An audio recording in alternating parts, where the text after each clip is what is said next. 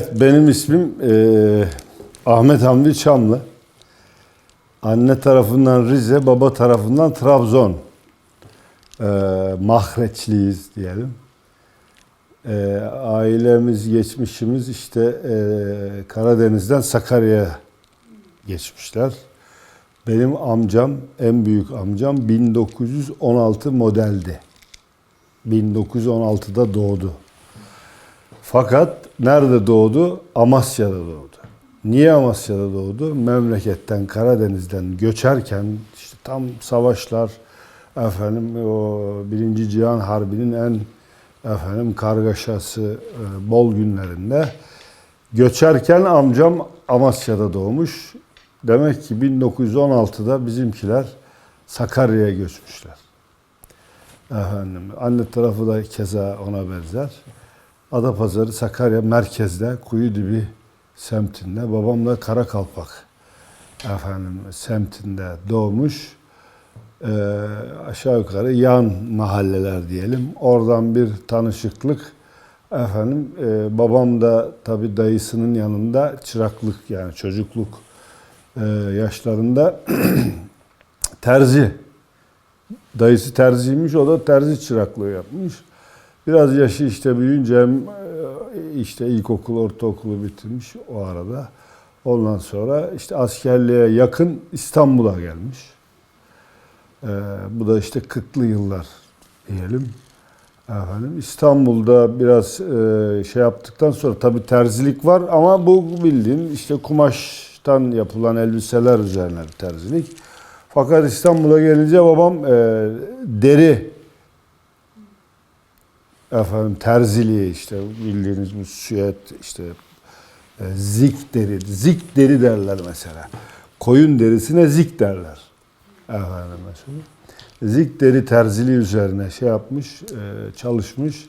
Askere gitmiş, tekrar İstanbul'a gelmiş. İstanbul'a gelince tabii Fatih'e devesi çökmüş. Hani Hazreti Peygamber Medine-i Münevvere'ye gelince devesinin çöktüğü yere öyle bir tabir kullanılır ya, oraya ev yapılmış. Babamın devesi de Fatih'te İskender Paşa'ya çökmüş. İşte 50'li yıllar diyelim, 40'lı yılların sonu, 50'li yıllar. Tekrar askerden önceki o mesleği deri terziliği üzerine geliştirmiş. Kendi başına bir şeyler yapmaya çalışmış. Bilahare bir Yahudiyle, Romano ustayla. O da nasıl oluyor? Gidiyor babam, işte diyelim ki bir tüccar, o zamanın ticaretçisi, tüccarı sipariş vermiş babama, diyelim ki 50 takım elbise veya 50 ceket, 50 kürk neyse. Babam işi teslim etmeye getirince yanında birisi daha var. O da teslim, işte kendisi mal yapmış, getirmiş. Orada tanışmışlar Yahudi Romano ustayla. O da aynı babamın meslektaşı. Sonra Romano ustayla birlikte ortak olmuşlar. Beyoğlu'nda, yüksek kaldırımda. İşte şu anda Galata Mevlevi Hanesi var tünelde. Galata Mevlevi Hanesi'nin karşı köşesinde şu anda bizim dükkanda şey var. Müzik aleti satılıyor. Enstrüman. Hatta birkaç sefer uğradım. Oradaki arkadaşlarla da tanıştım. O dükkanı işletenle. Bazen uğrarım. O vekilim hoş geldin falan. Ara verme şeylere, ziyaretlere diye takılır. Orası böyle işte bulunduğumuz mekan kadar bir yer. Bir de üst katı vardı. Üst katında imalat yapardılar. Romano ustayla beraber. Aşağıda da işte sergilerdiler ürünlerini. Orada satardılar. Ben de orayı böyle hayal meyal hatırlıyorum. Şey olarak tünel mevkisini, Galata'yı, Galata Mevlevihanesi'ni, o çevreyi, esnafları, oradaki işte papaz kıyafetli insanları, imam kıyafetli insanları, işte zangoçlu insanları, işte madamları, böyle fotör şapkalı adamları, takkeli adamları, işte benim gibi tesbihli adamları falan. Böyle İstanbul'un tabii orası daha kozmopolit bir yer. Pera bölgesi.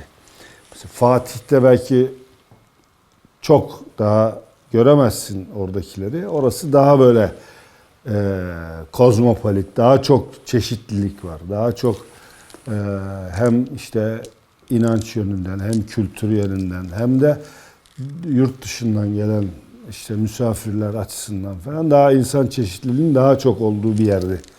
İşte Rumu, Ermenisi, Yahudisi, efendim çeşit çeşit Müslümanı, Müslüman çeşitleri, yani Müslüman çeşitleri derken işte çeşitli tekkelere, tarikatlara müntesip olanları kastediyorum. O bölgede efendim şey yaptık. İşimiz o bölgedeydi yani. Fakat biz evimiz Fatih'te, İskenderpaşa'da işte bu şimdi BP istasyonu var. Ali Emiri Kütüphanesi'nin altında. Onun karşısında bir otopark var şimdi. Şu anda otopark yıkıldı bina. O otoparkın olduğu yerde en üst katta kalmış babamlar. Bekar amca çocukları falan birkaç kişi. Sonra da tabii babam ehli salat bir insan. Yani İslami hassasiyetleri olan bir insan. Aile de öyle, dededen öyle. Dedem daha önce zaten bu Fatih Sahn-ı Seman medreselerinde eğitim görmüş. Yani işte 40'larda 50'lerde gelmişiz diyoruz ama dedem daha önce de buralarda şeye gelmiş, medreseye okumaya, buralarda bulunmuş yani. Bu çevrenin insanıyız bir şekilde. Efendim, dolayısıyla böyle İslami hassasiyeti diri ve uyanık birisi. Tabii 5 vakit camiye gidiyor bulunduğu yerlerde neresiyse. Evi de burada olduğuna göre İskenderpaşa'da. Orada İskenderpaşa Camisi'ne tabii doğal olarak katılıyor, gidiyor falan. Orada kader işte bu, sevki ilahi yani. Bu şimdi kimsenin, hiç kimse kendi hayatını hani belki moda tabirle ne diyorlar ona kariyer planlaması diyorlar ya. Belki kariyer planlaması, hayatını projelendirmek ister. Ya bugün şöyle yapacağım, yarın böyle yapacağım, bugün böyle yapacağım diye bir plan yapar ama bu plan Cenab-ı Hakk'ın takdiri, sevki ilahi neyse o işliyor. Dolayısıyla bunu biz böyle bir plan program ailemiz yapsa yapabilir miydi bilmiyorum işte. Düşün Trabzon, eski ismi Of diye geçiyor bizim oranın. Sonra Çaykara olmuş. Sonra Dernek Pazarı olmuş. Kondu Mahallesi, Ormancık Köyü'nden. Eski ismi de Makidanos. Eski ismi yani. Efendim, Maki orman şeyi. Danos da cekcak eki. Yani Maki küçük orman, makilik ismi üstünde. Danos da cekcak ekiymiş. Makidanos Ormancık. Şimdiki ismi de Dernek Pazarı'nda Holo Mahallesi'nde Ormancık Köyü. Şimdi oradan kalk efendim atla, beygirle işte kanıyla neyse büyük oğlanı Amasya'da doğsun falan. Gel Sakarya'ya. Oradan İstanbul'a, İskenderpaşa. Camiye git. Müslümansın. Orada İmam Efendi kim? Mehmet Zahid Kotku. Şimdi bunlar kişinin planlayacağı, programlayacağı bir şeyler değil. Bu tamamen hamd edilecek, şükredilecek. En azından bizim için yani. Efendime söyleyeyim. Bir sevki ilahi, Cenab-ı Hakk'a şükredeceğim. Kim Mehmet Zahid Kotku? Şu anda Cumhurbaşkanı koltuğunda oturan Recep Tayyip Erdoğan'ın dünyada eşi benzeri olmayan 25-26 yıla tamamlanacak böyle bir iktidar yok dünyada yani. Diktatörlükler hariç. Silahla, değnekle, tahtta durmak, krallıkla durmak hariç. Yani halkın hür iradesiyle görevde durmuş bir 26 yıllık bir iktidar yok. İşte bu iktidarın ilk nüvelerinin atıldığı İskenderpaşa ve nüvesine atan manevi lider. Yani Osmanlı'nın ilk kurucu padişahın Osman Gazi ise manevi kurucusu da Şeyh Edebali ise bizim bu içinden geldiğimiz şu an Türkiye Cumhuriyeti'nde yöneten bu siyasi hareketin edebalisi de Mehmet Zahid Kotku.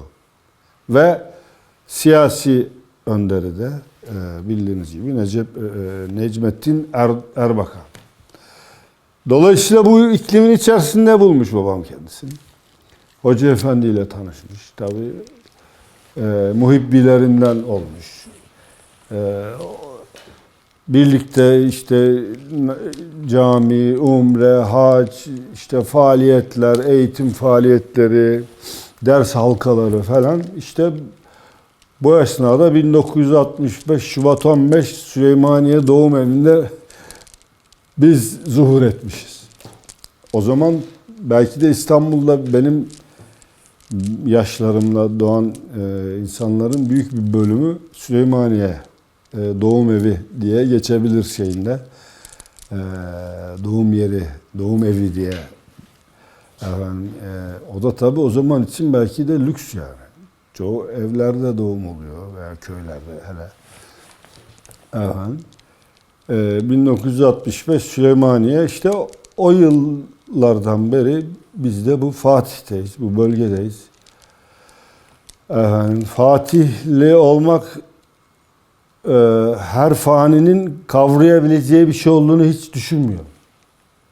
Hele bugünkü yoz ortamda, bu efendim dijital ortamda, efendim tamamen maddiyatın ön plana çıktığı, ilişkilerin maddi düzlemde geliştiği, serpildiği, efendim bütün muhabbetlerin maddi boyutları olduğu, manevi boyutlu hiçbir muhabbetin neredeyse olmadığı, böyle kültüre dayalı, sanata dayalı, sosyal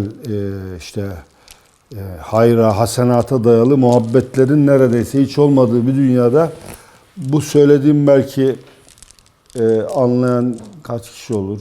Söyleyen ne kadar anlıyor? Bir o tarafı var. Bir de söylenilen lafa da kaç kişi anlar, inanır? Bu farklı bir hissiyattır, farklı bir aşktır yani Fatihli olmak. İşte demin de ifade ettiğim gibi ben ne kadar anlıyorum ki bunu burada kalktım size kameralar karşısında işte sözlü tarihin belediyenin yapmış olduğu, Allah razı olsun Ergün Başkan'dan. Gerçekten çok önemli, sizlerden Allah razı olsun. Çok önemli bir hizmet bu. Niye? Çünkü bir tarihe çivi çakıyorsun yani. Hani şimdi diyorlar ya Sümerler, Orhun abideleri taşa çivi çakmış bir şey yazmış değil mi? Şimdi kaç üstünden 2000 yıl küsur geçmiş hala onu şey yapıyor. Şimdi bunlar da gerçi dijitale giriyor. Dijitalin yarın akıbeti ne olur bilmiyorum ama bunlar bir şekilde bu kameralar olmasa da lef-i mahfuza yazılıyor. Cenab-ı Hakk'ın kayıt defterine geçiyor. Ama çok önemli bunların kayda geçmesi mühim bir şey. Şu anda Fatih'in eşdeğeri bir dünyada toprak parçası olduğunu ben düşünmüyorum. Her bakımdan hepsini bir araya getirirsen siyasetini, ticaretini, efendim lojistiğini, efendim kültürünü, tarihini, medeniyetini, efendim stratejisini, Asya ile Avrupa'nın 700-800 metre kadar bir mesafede en çok birbirine yaklaştığı yer falan filan böyle özellikleri. Dolayısıyla Fatih çok önemli. İnşallah Fatih'te oturan arkadaşlar bu bilinci, bu şeyi idrak ederler. Ve benim şahsen böyle direndiğim bir hususta direnci kırılmış arkadaşların da tekrar o direnci sağlamasını. Ne o direnç? Fatih'ten çıkıp gitmeme. Fatih'te durma. Burada durmak için mücadele. Yani burada durmak şu anda hakikaten bir mücadele gerektiriyor ama son zamanlarda işte son bu 20 yılda yapılan çalışmalar bilhassa Ergün kardeşimizin de Fatih'te yaptığı o eski eserlerin gün yüzüne çıkartılması işte falan bu tip olaylarla ve bir kısım yayalaştırmalarla falan Fatih tekrar o eski günlerine başladı dönmeye. Bütün insanlığın tek umudu bu millettir. Bu milletin bu müktesebatı da Fatih'te saklıdır. Bu müktesebatı görmek isteyenler Fatih'i gelsin görsün. Fatih gerçekten sık sık tekrar ediyoruz belki konuşma içerisinde. Eşi benzeri olmayan bir yer. Biz de Allah'a çok şükürler olsun. Sonsuz hamd ediyoruz. Sonsuz şükrediyoruz ki Cenab-ı Hak bizi veladetimizi de Fatih'te nasip etmiş. İşte öyle bir seyri sülükten sonra Fatih'e gelmişiz. 1965 Şubat 15 demin söylediğim gibi Süleymaniye Doğum Evi'nde doğmuş. İskenderpaşa Camisi'nin yanına gelmişiz. Ayaklarımız işte emeklerken kendimizi tekkede bulduk. Tekke İskenderpaşa, Gümüşhanevi Tekkesi, post nişini Mehmet Zahid Kotku. Demin de söylediğim gibi bugünkü iktidarların da altında, kökeninde yatan manevi sahibi. Tekkede emeklerken paçasından tuttuğumuz adama da Necmi abi diyorlardı. Necmi abinin sonra büyük Milli Görüş Hareketi'nin en önemli lideri, en önemli değil, kurucu lideri Profesör Doktor Necmettin Erbakan olduğunu idrak ettik sonraki yaşlarımızda. Tekkede Necmi abi dedikleri adamın 70'li yılların ortalarında 76'larda falan da dünyada demin de ifade ettiğim gibi Hazreti Adem'den beri milletin oylarıyla Hazreti Adem'den beri milletin hür iradesiyle 25-26 yıla tamamlanacak bir şekilde iktidarda tuttuğu Recep Tayyip Erdoğan'la tanıştık. 76'lı yıllarda. Babam o zaman Milli Selamet Partisi'nin İstanbul'da işte Milli Görüş Hareketi'nin kurucularından, aynı zamanda da Milli Selamet Partisi'nin işte İstanbul'da yöneticilerinden il başkanlığı falan yapmış. Şimdi Fatih'te MADO var, MADO. Fatih'te Malta'da. Malta'dan ileri giderken bu eski kömür lokantası falan vardı. Oraya gidince sağda MADO var. MADO'nun olduğu binanın birinci katı MSP Gençlik ilçe merkezi, ikinci katı il başkanlığı, babamların bulunduğu yer, üçüncü katı da Milli Selamet Partisi Gençlik Kolları. Orası da Recep Reis'in olduğu yer. Reis'in il başkanlığı yaptığı yer. İşte oradan tanışıklık, böyle bir mücadelenin içerisinde bugünlere kadar gelen bir hayatımız var. İşte biz de bu iklimde doğduk, akıl bali olduk, askere gittik, evlendik, çocuğumuz oldu. Şimdi paçalarımızdan tutup dede dede diye bağıran 4 tane bebek var, çocuk var. Böyle bir hayat geçti. Efendim, ben Fatih'ten öyle ya da böyle bir talihsizlikle gitmiş olanlar varsa Fatih'e tekrar Fatih'te oturmanın yakınlarda, gelecek yıllarda çok pahalı olacağını ihbar ederek tekrar varsa burada mülkleri gelsinler, yoksa alsınlar imkanları varsa.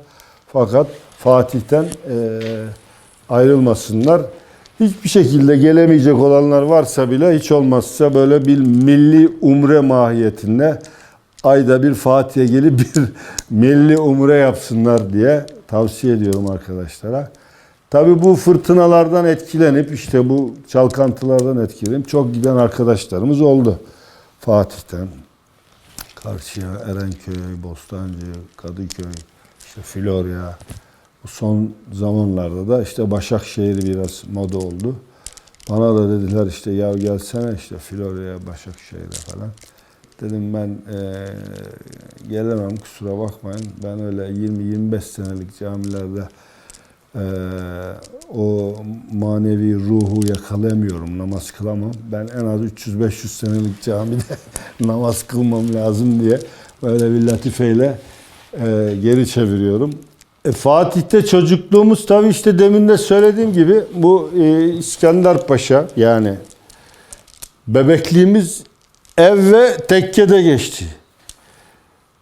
Kendi başımıza sokağa çıktığımız vakitlerde yine o mahallede, eski ismi Hasan Halife Mahallesi'ydi. Bu son bir düzenleme yapıldı. Şimdi Akşemseddin Mahallesi oldu bizim mahalle. Şu anda da Akşemseddin Mahallesi ile İskenderpaşa Mahallesi'nin kesişme noktasındayız biz. Ama sınırımız Akşemseddin Mahallesi'ne düştü. Hemen 5 metre sonrası yani cami İskenderpaşa Mahallesi. Bu Ali Emiri Kütüphanesi'nden aşağı sol taraf İskenderpaşa, sağ taraf Akşemseddin, ta Akşemseddin Caddesi'ne kadar. Ali Emiri'den de bu Pertevniyel, işte Oruç Gazi, o bulvara kadar olan bölgede İskenderpaşa Mahallesi. İşte İskenderpaşa Camii ve o çevreden ufak büyüdükçe açılan bir çocukluğumuz geçti. Çocukluğumuz zamanında hatırladığım çok neşeliydi tabii. Daha böyle ahbaplıkların, daha komşulukların daha böyle ileri düzeyde yaşandı. Çünkü cep telefonu yoktu yani. Meşgul edecek bir herzelik yoktu, affedersin. İnternet yoktu. Mecburdun yani. Bir de eski zaman insanı muhabbete, sevgiye de sevk ediyor, teşvik ediyor yani. Mecbursun bir komşuluk yapmaya yani. Yoksa çatlarsın yani. En huysuz adam bile, en asosyal adam bile, en geçimsiz adam bile bir komşu etmeye mecburdu yani. Belki huysuzsa kendisi gibi bir huysuz bulmak, onunla komşuluk etmek durumunda kalıyordu. Niye? İnsan sosyal yaratık, varlık. İşte oralarda çocukluklarımız oralarda başladı. Eskiden tabii şimdiki gibi değil. Mesela 3-5 binada bir konakları hatırlıyorum ben. Yani ahşap konak olmasa da 2 katlı, bilemedin 3 katlı betonarme. Son yani Cumhuriyet devri işte 30'lar 40'larda belki yapılmış ama yine eski o 2-3 katlı binaların olduğunu hatırlıyorum. Bizim mesela üzerinde bulunduğumuz Sarıgüzel Caddesi eski Sarıgüzel Caddesi değil. Efendim buradaki haritada da var. Gerçi demin bir bakmıştık. O Kıztaşı'ndan gelip böyle Fatih Park'ın oradan, Büyükşehir'in oradan gelip Kıztaşı'ndan Sarıgüzel'e, İskenderpaşa Camisi'nin oraya geldiğin zaman İskenderpaşa Cami duvarına daha yakın bir çizgide böyle sola doğru kıvrılıp Balipaşa ile kesişen bir Sarıgüzel'di eski Sarıgüzel. Tabii şimdi bu Alman arkamızdaki Alman şeylerinden sonra mavileri, Alman mavisi diyorlar bunlara. Bundan sonra yeni bir planlama yapıldı. O yeni planlamadan sonra çıkandır şu anki Sarıgüzel Caddesi. Biz de o yeni planlamaya denk gelenlerdeniz. Eskisinin izlerini biliyoruz. Yani şu an İskenderpaşa Camisi'nin önündeki caminin duvarı eski değil. O eskiden cami duvarına daha yakındı. Yani şu anki cami külliyesinin duvarı cami gövde duvarına daha yakındı eskiden. Efendim, boş alanlar daha fazlaydı. Oralar tabii bizim için oyun yerleriydi. Efendime söyleyeyim, mesela güzel yeşilliklerimiz vardı. Güzel incirler yediğimi hatırlıyorum mesela. Dut yediğimi hatırlıyorum. Şu anda bizim oralarda herhalde yok yani. Pek kalmadı. Belki bu Zeyrek'te, Balat taraflarında işte böyle eski konaklar falan varsa, ona da bakan varsa belki oralarda olabilir ama bizim oralarda daha boldu. Yani çoktu yani. Yani aşağı yukarı her evin çevresinde, yakınında işte dut, incir, benzer böyle çiçekler, böcekler falan, boş yerler, toprakla haşır neşir olma. Efendim eskiden tabii şimdiki gibi böyle oyuncaklar falan bu kadar yok. Hele elektronik, Allah çoluk çocuğumuzu bu elektronik oyuncaklardan kurtarsın. Böyle bir acayip bir nesil geliyor. Cenab-ı Hak onları muhafaza etsin yani. Eskiden biz tabii toprakla çok daha haşır neşir olurduk. Eve geldiğimizde bizde puli derler. Puli gibi düşerdik yani. Yorgun, doğru. çamur mamur efendim böyle üst baş. Tabii biraz anneleri efendim üzen kızdıran tarafları da olsa efendim onun da ayrı bir, şimdi belki anneler özeniyordur ya eve çamur üstü çamurlu bir çocuk gelse de temizlesek diye. Bizde o çok vardı. Mesela toprakta çivi oynardık biz. Çivi. Böyle çivi falan gibi böyle bir şeyle yere atardık. 2 kişi, 2 oyuncu. O böyle birbirini hapsetmeye çalışırdı. Mesela bir atarsın, sonra bir daha atarsın. Oradan oraya çizgi çekersin. Ötekinin önünü kesmeye çalışırsın falan böyle. Değişik oyunlarımız vardı. Çember vardı mesela. Çember oynardık. Topaç. Şimdi herhalde yok yani. Sadece böyle şey dükkanlarında, efendim, hediyelik eşya dükkanlarında süs olarak var. Eskiden mesela topaçlar atılırdı ortaya, döndürülürdü. O topaçın üstüne topaç vurularak topaçı kırma yarışı yapılırdı. Yani bir başkasının topaçını dönen topaçın üstüne topaç atarak. Efendim. İşte böyle 2,5 lira vardı böyle eskiden büyük. 2,5 liraya duvara atıp mesela belli bir dairenin içine düşürmek gibi. Efendim, uzun eşek oynardık mesela. O da bilmiyorum şimdi var mı pek. Belki kısmen okullarda falan böyle yapıyorlarsa. Efendim, böyle değişik, daha sosyal, daha fiziksel oyunlar vardı çocukların. Mesela kendimiz üretirdik oyuncaklarımızı. Mesela dünyanın ilk skuterını belki de ben yaptım yani. Ben ve benim gibi çocuklar yaptık. Kendi skuterını kendimiz yaptık biz. Gidip tamirciden çıkma bilye alırdık. İnşaattan da tahta parçası. O tahta parçasının arkasına böyle bir destereyle kesip tekerleğin gireceği bir kanal açardık. Tekerleğin o bilyanın tam ortasında biliyorsun şeyi var, yuvası. Oradan yuvadan bir şey geçirerek monte ederdik tekerleğe, bilyeyi yani. Biliyor musun bilyenin ne olduğunu bilmiyorum. Bilye dediğim işte o arabalardaki mafsallarda kullanılan, işte her yerde kullanılan bu döndürülme hikayelerinde olan bilye. Onları yapar, takar. Hem ayaklı skuter vardı. Hani bugün sokaklarda gördüğün elektrikli skuter var ya. Hem onun gibi hem de 4 ayaklı böyle ralli arabası gibi. Evet. Skuterını yapan gençliktik biz. Çocuklardık ya. Kendi skuterını kendi yapan. Efendim misket oynardık mesela. İşte böyle benim tespih gibi böyle misketler vardı böyle. Efendim, bazen böyle tutulurdu falan şöyle. Bir değişik tutuşu var şöyle. Böyle atılırdı. Bazen efendim böyle atılırdı falan. Yerde dizilmiş misketleri vurduğun bir tanesi baş misket olurdu. Başa göre mesela diyelim 10 tane var. En başta bir tane var. Attın 5.'yi vurdun. 5 tanesini toplardın şeyin. Geri kalan misketleri. Efendim böyle bir gençlikte çocukluk yıllarımız böyleydi. Mesela kamyonla, at arabasıyla sakilerin geldiğini hatırlıyorum ben. Su, eskiden bu plastikler de yoktu hamdolsun. Sular şişe, cam damacanayla gelirdi. Hasır şeylerin içerisinde, ne diyelim ona, hasır sepetin içinde cam damacana, efendim, onlar gelirdi.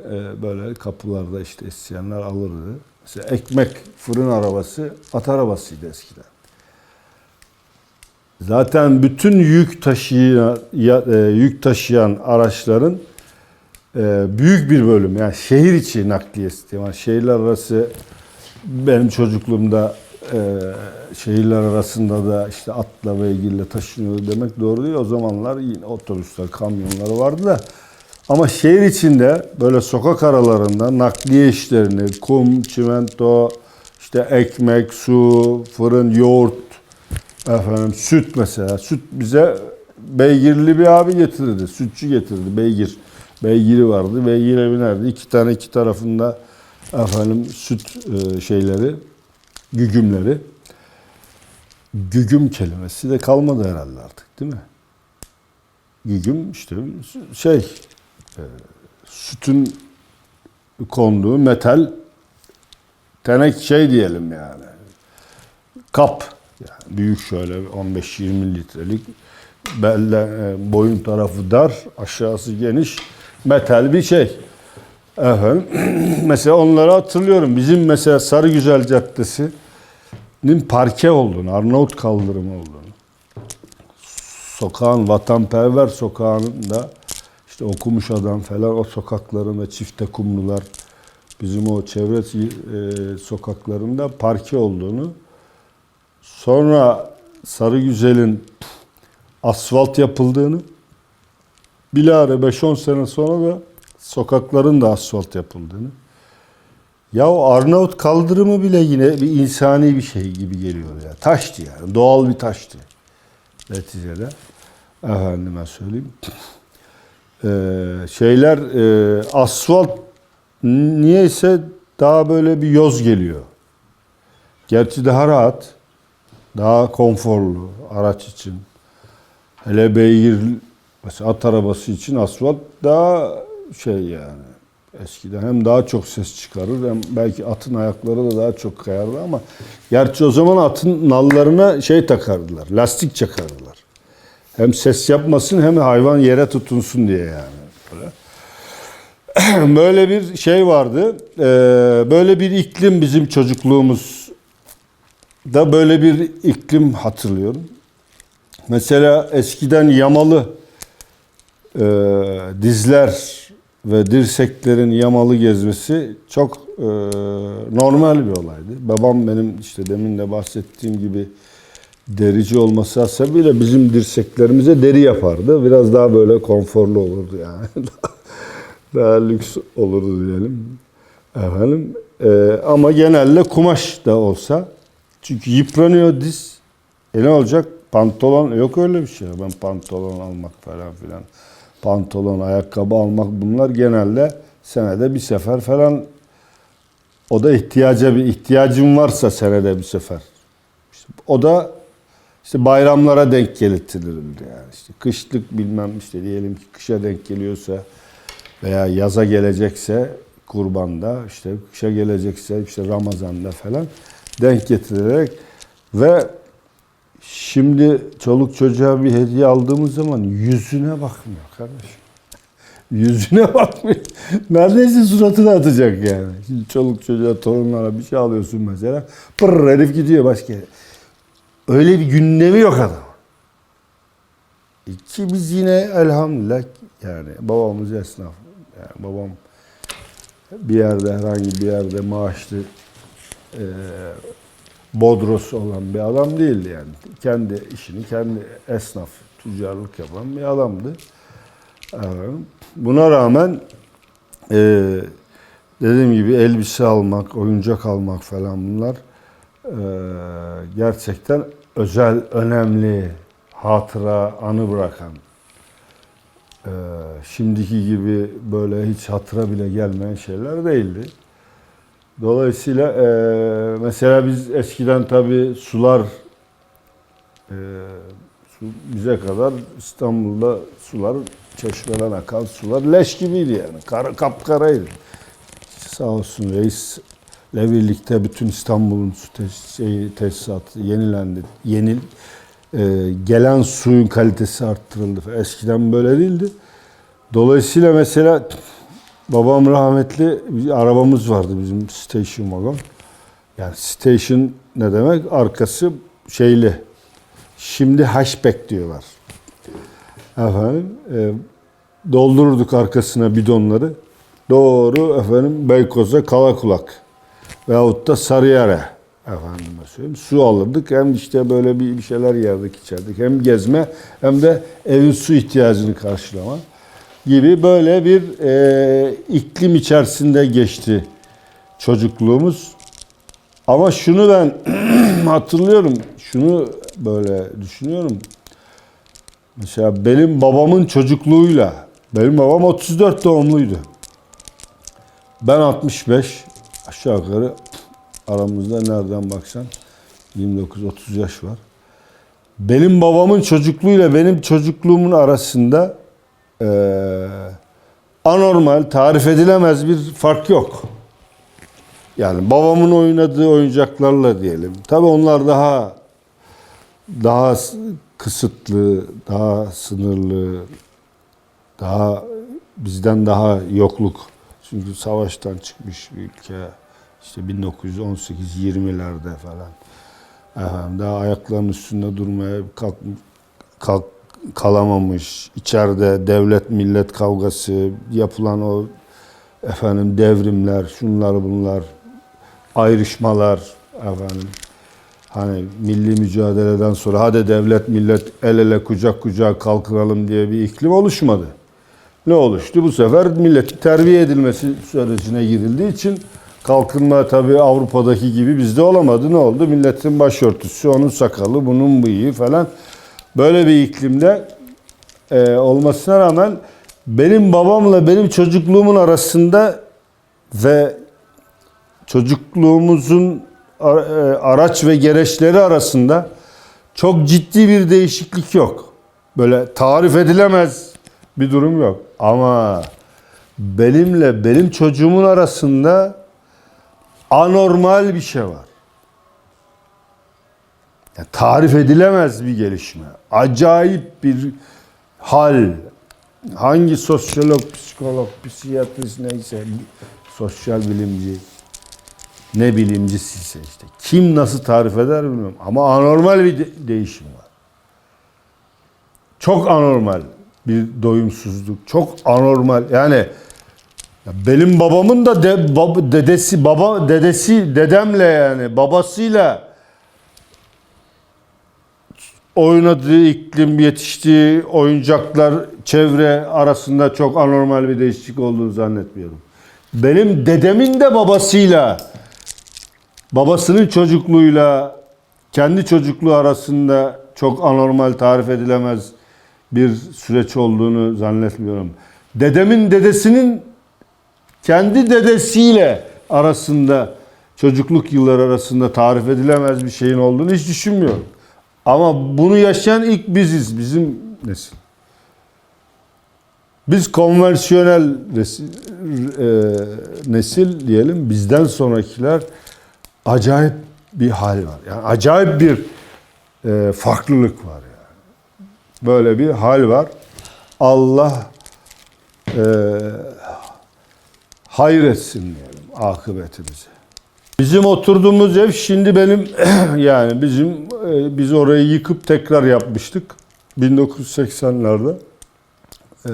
Bu 99 depreminde biraz bina yoruldu. İşte neticede 40-50 senelik bir bina oldu. Şimdi tekrar yıktık, tekrar orayı yapıyoruz. Yani ben 5 katlı bir binaydı benim oturduğum, benim doğduğum ev. Ama zannediyorum o da herhalde böyle 30'lu yılların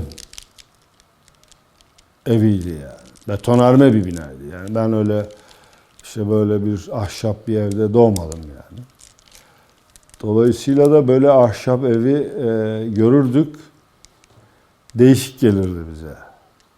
Yani bizim zamanımızda çok çevrede ahşap evler vardı. Ama benim doğduğum ev ahşap değil.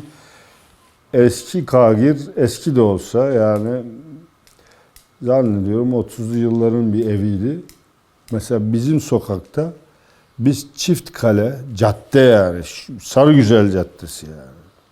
Şu anda caddede duramazsın yani. Zırt zırt zırt araba geçer, skuter geçer, motor geçer, bilmem ne geçer, kamyon geçer.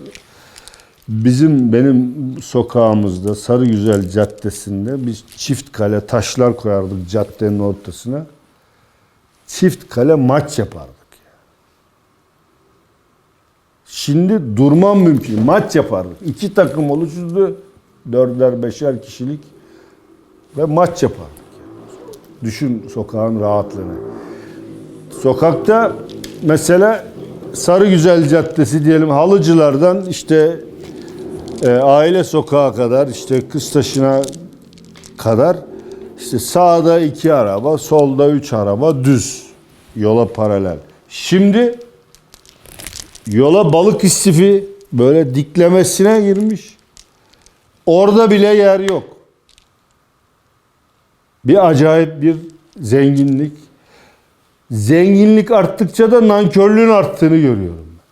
Bak ben demin bahsettim. Esnaf bir insanın mesela oğlu olmamıza rağmen dizlerimize yama yapılırdı.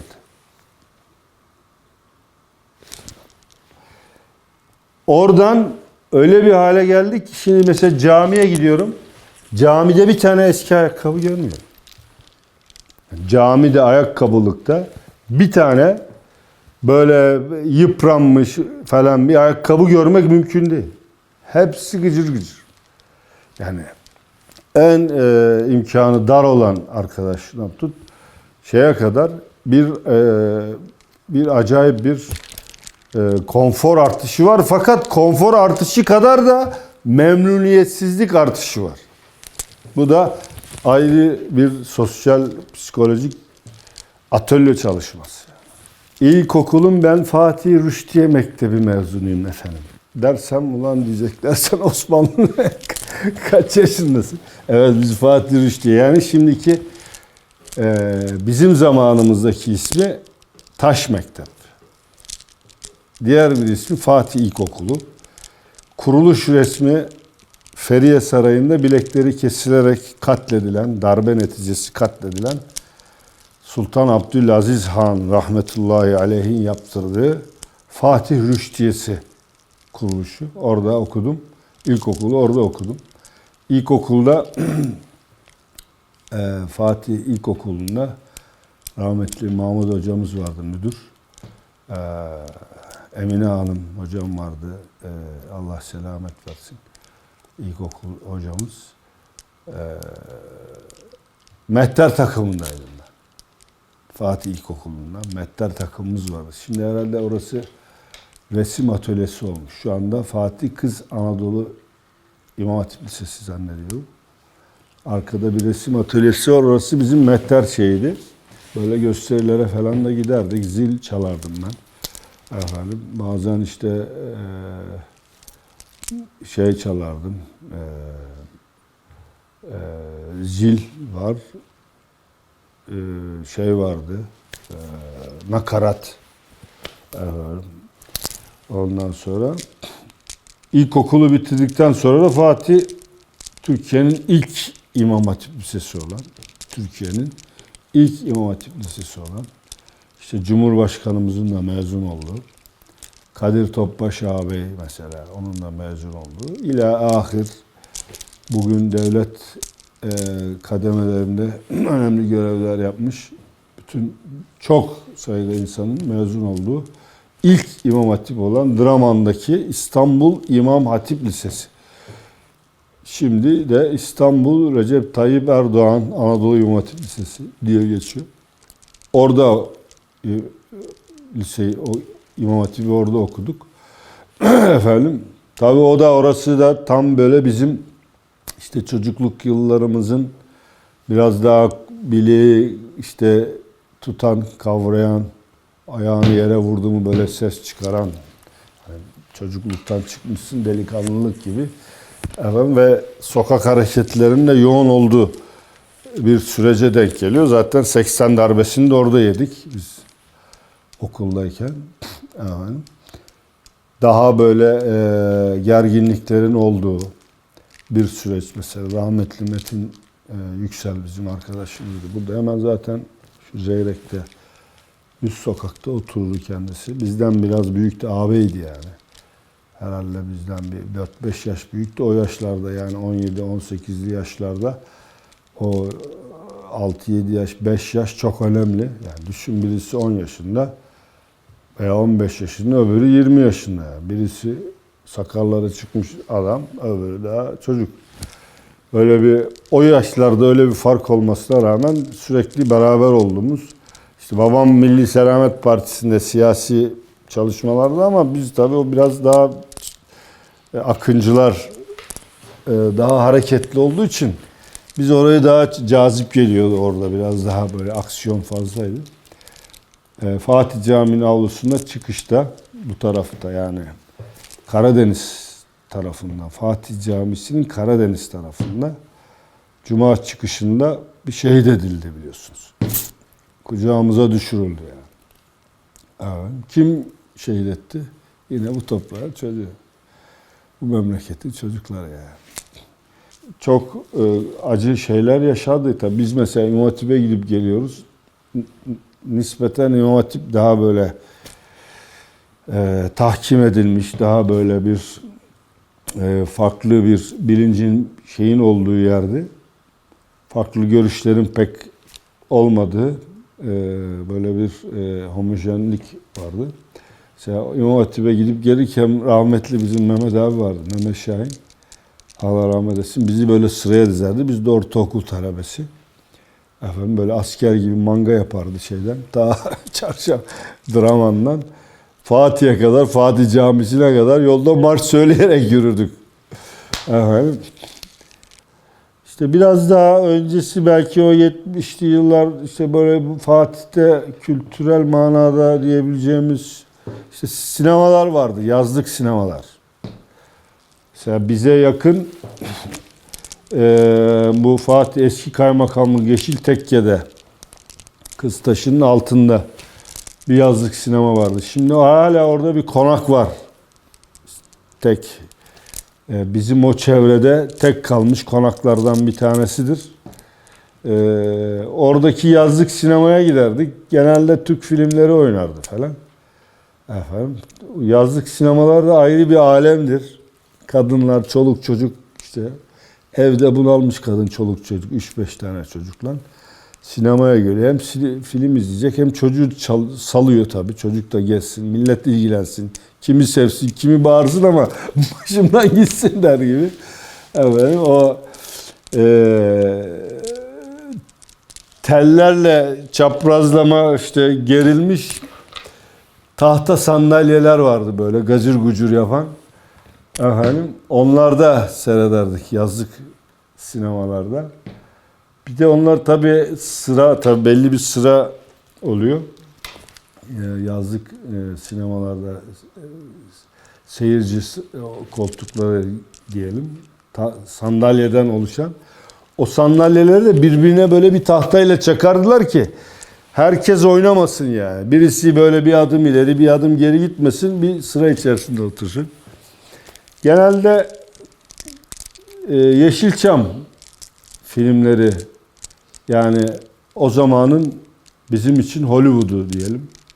Yazlık sinemalar milletin anlatmadan morfinlendiği yerlerdi yani. Çok tek tük içlerinde milli denecek filmler vardı. Çok tek tüktü yani. Yani %1 var mıydı bilmem. Mesela bizim çocukluğumuzda yine kapalı film sinema olarak bize yakın çevrede Halıcılar Caddesi'nde Renk düğün salonu, Renk 1, Renk 2, Renk ve Zevk düğün salonu vardı. Sonra onlar Renk 1, Renk 2 diye oldu. Mesela ilk Mücahitler Geliyor diye bir filmi orada hatırlıyorum. Kıbrıs Barış Harekatı ile ilgili bir filmdi. Biraz da milliydi yani.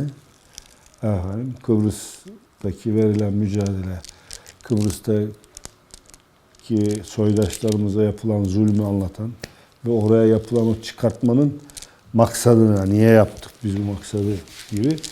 Efendim, bir de burada Zeyrek de vardı, hemen şu yukarıda bir açık sinema.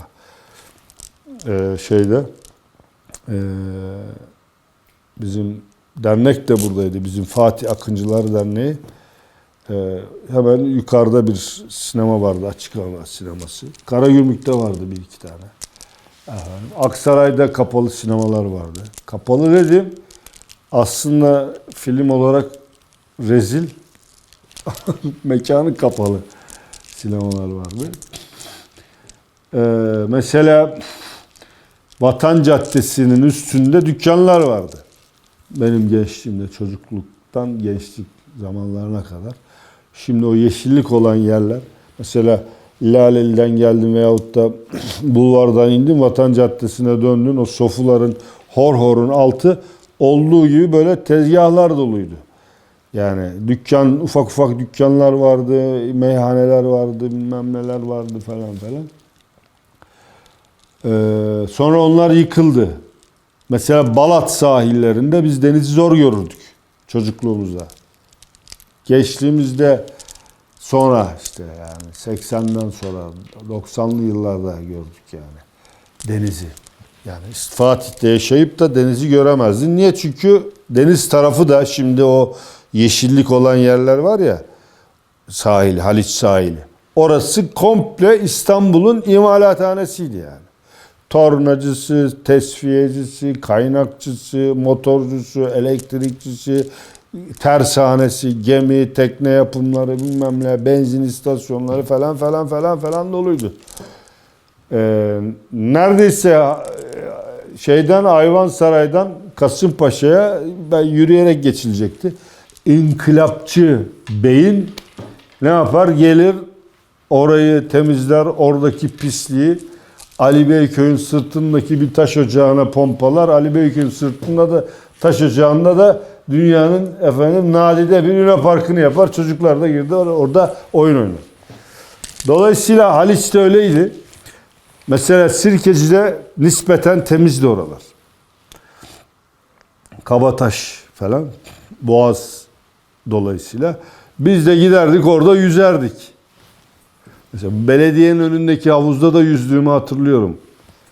Hatta bir sefer oradaki güvenlikçilerin elbiselerimizi aldığımızı, öyle ıslak donla affedersin eve geldiğimizi hatırlıyorum.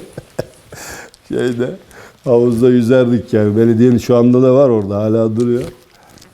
Sirkeci'de mesela denize giderdik. Kabataş, Fındıklı'da denize giderdik. Denize girerdik yani. Gemilerin yanaşıp kalktığı yani. Tehlikeli şeyler yani aslında.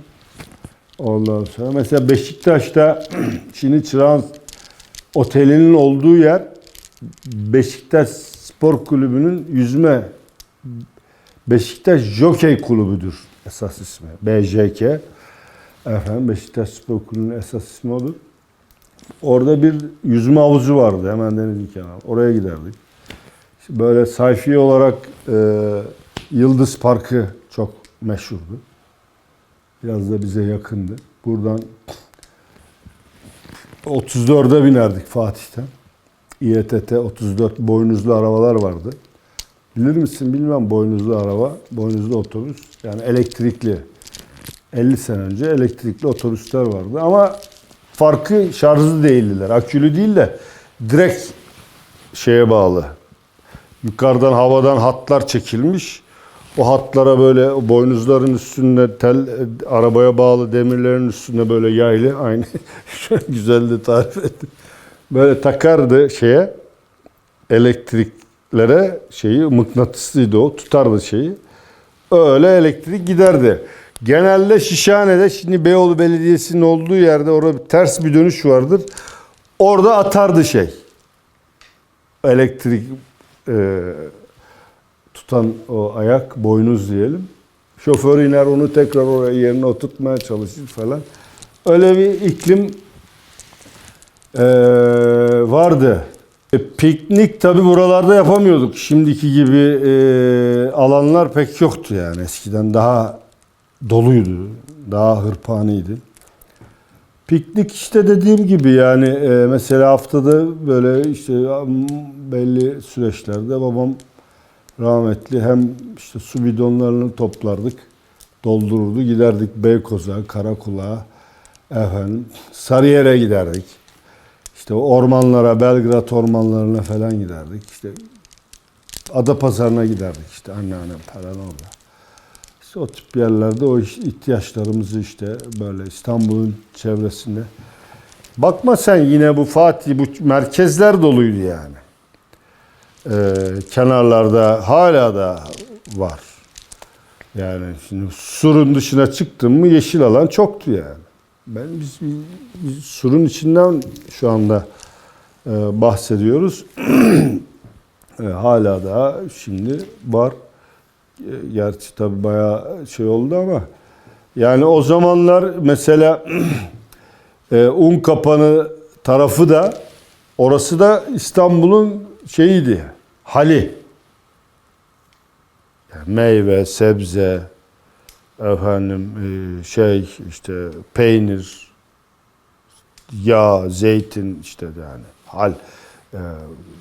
Hani bizim gıda toptancılar hali var ya. Onların hepsi Unkapanı'ndaydılar. Unkapanı'ndan Eminönü'ne kadar, Sirkeci'ye kadar. Bu tarafı da yani Unkapanı Köprüsü'nden bu tarafı da sanayiydi.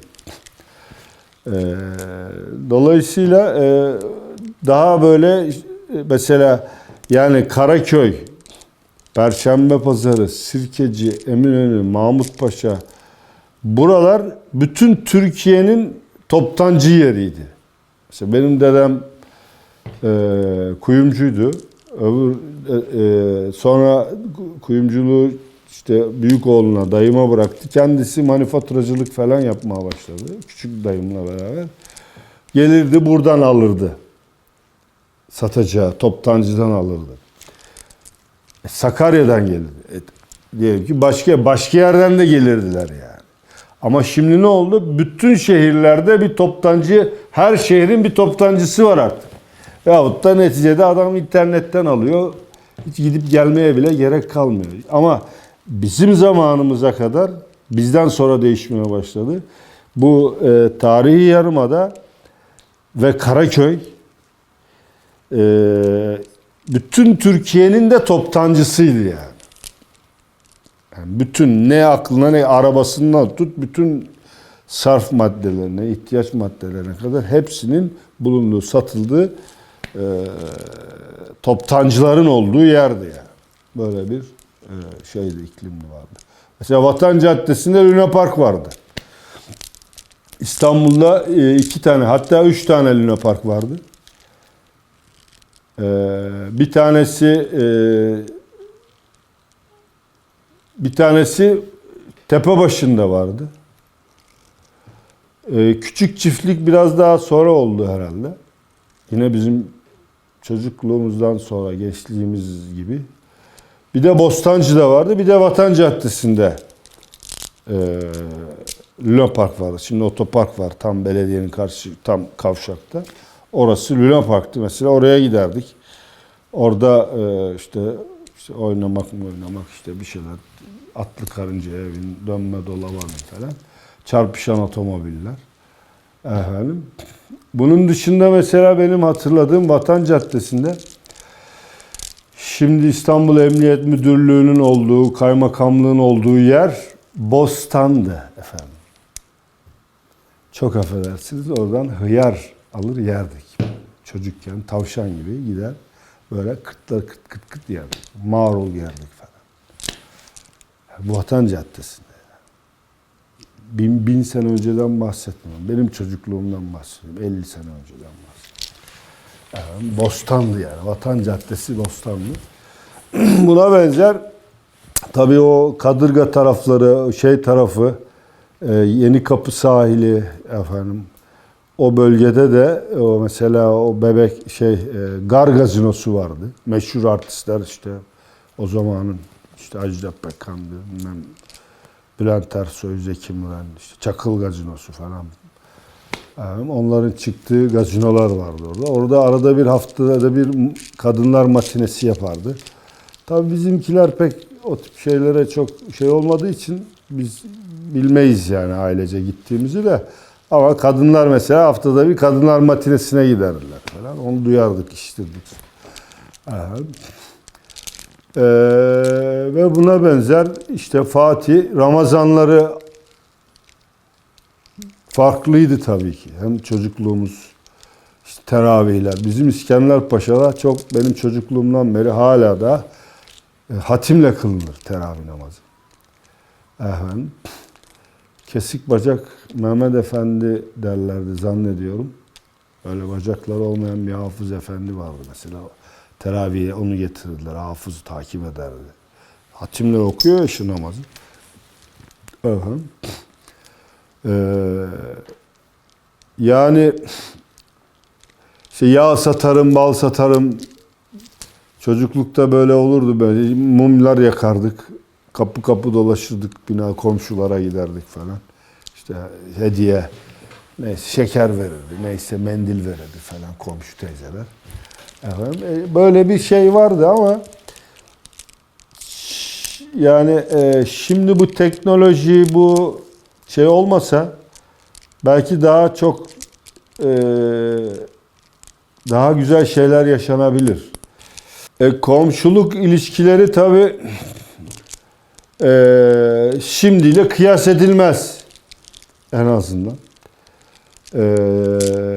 Çünkü birbirine ihtiyacı olan hem ihtiyaç var hem de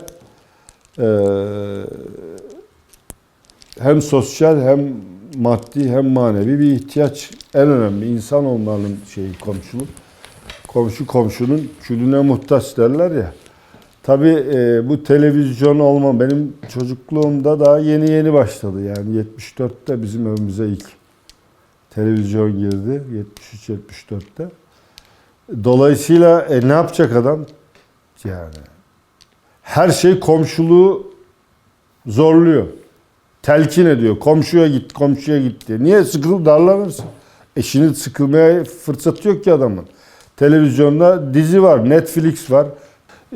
Kendine göre İslam var, sözde din var, kültür var, tarih dersi var, belgesel var, şu var. Ne istiyorsan var. Bu ortamda komşuluk yapma.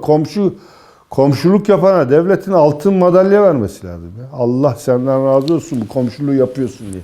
Bu kadar taarruza rağmen, bu kadar saldırıya rağmen aman komşuluk yapma, benim adamım ol, benim komşum ol. Kimsin sen? Ben Siyonist, emperyalist varlık. Benim evime gir diye bu kadar böyle bir iklimde hala da komşuluk yapan varsa altın madalya vermek lazım.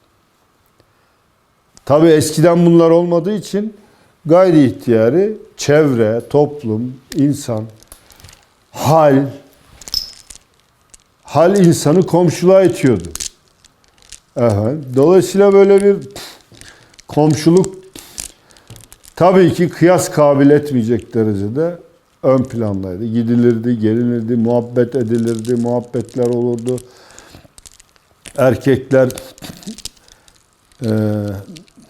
biraz daha haremlik, selamlık usulü çok daha uygulanırdı. Bazı yerlerde bilhassa hatta aile içinde bile yine yani aynı ailenin mensupları işte dayı hala çocukları, teyze çocukları falan kız erkek yenge bilmem damat enişte falan burada yine de bir mahremiyete özenilirdi. Özenilen aileler vardı. Şimdi bunların da pek kaldığını görmüyoruz. Herkes akraba olmuş böyle bir curcuna halidir gidiyor.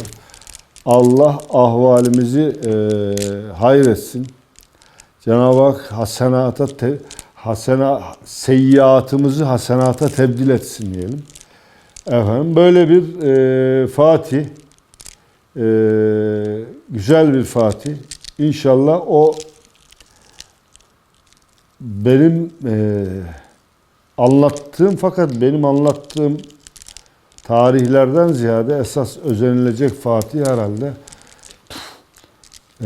imparatorluğun, devletimizin, dedelerimizin en zirvede olduğu tarihtir özenilecek Fatih. İnşallah o Fatih'e bir şekilde kavuşuruz. Komşusundan kendisine alışveriş yapmaya gelinmiş bir esnafın daha siftah etmemiş komşu esnafa müşterisini yönlendirdiği o ruh halinin hakim olduğu bir Fatih hülyamız var. İnşallah bunu bir şekilde gerçekleştireceğiz. O uğurda en azından mücadele edeceğiz. Gayret edeceğiz, çalışacağız. Efendim, böyle bir hal.